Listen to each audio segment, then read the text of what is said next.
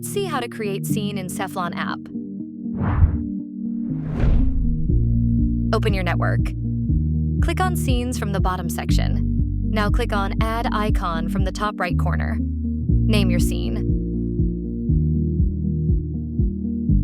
Add icon to your scene for better organization. Add elements, which is your appliance. Go back. If you want to turn off any of these appliances, you have to disable this option. Then save it. That's it.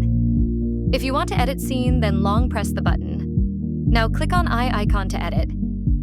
Here you can easily edit your scene.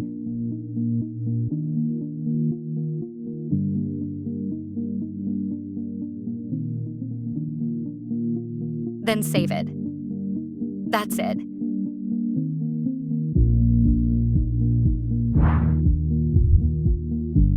For installation guide, click the eye icon above.